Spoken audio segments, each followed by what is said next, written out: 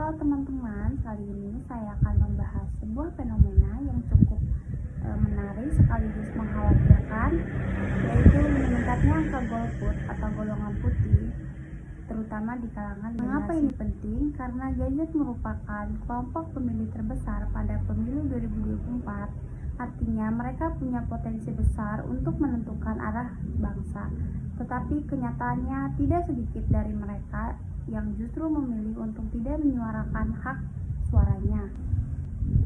Fenomena golput bukan hal baru dalam sejarah politik Indonesia. Sejak pemilu pasca reformasi, angka partisipasi politik selalu mengalami fluktuasi. Namun, yang menarik adalah pada era sekarang, golput tidak hanya dilakukan karena alasan teknis, seperti tidak bisa datang ke TPS, tetapi juga karena alasan ideologis, khususnya di kalangan anak muda.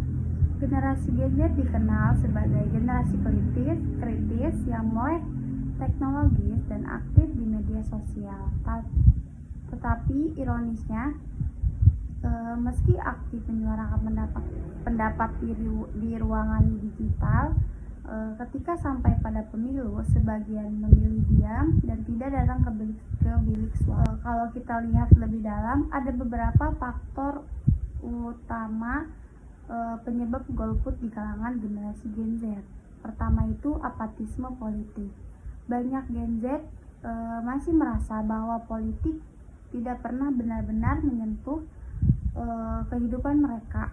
Mereka berpikir siapapun yang terpilih, masalah korupsi, lapangan pekerjaan, atau pendidikan tetap sama. Kedua itu krisis kepercayaan terhadap elit politik. Banyak anak muda menilai bahwa para politisi hanya muncul ketika pada masa kampanye, memberikan janji-janji yang manis lalu menghilang setelah terpilih. Hal ini membuat kepercayaan publik, terutama generasi Gen Z, semakin luntur. Ketiga, minimnya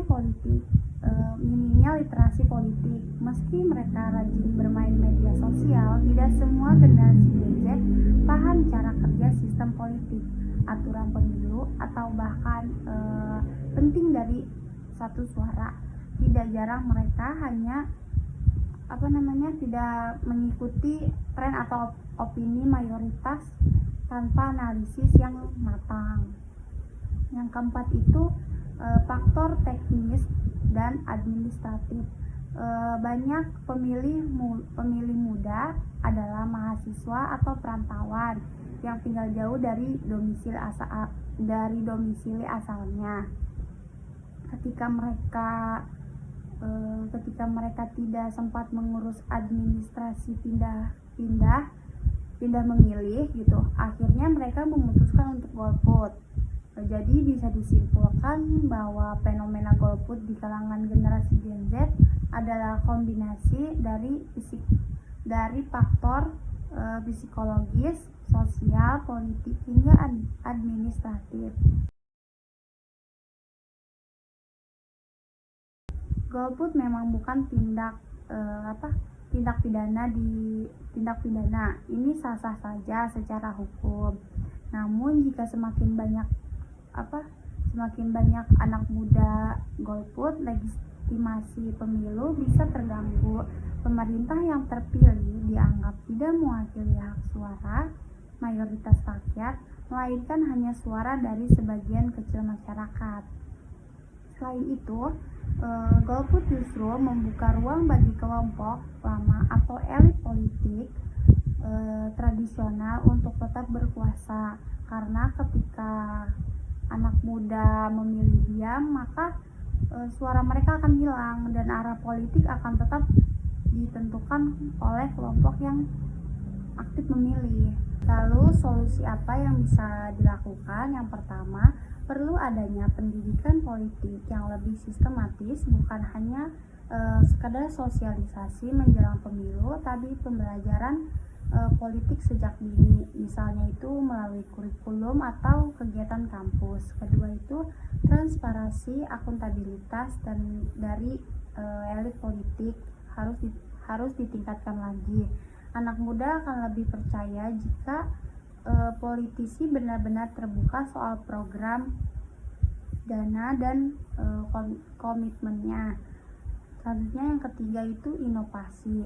Dalam sistem pemilu, misalnya pemanfaatan teknologi digital dalam proses pemilihan agar lebih ramah terhadap generasi muda yang terbiasa dengan sistem serba online.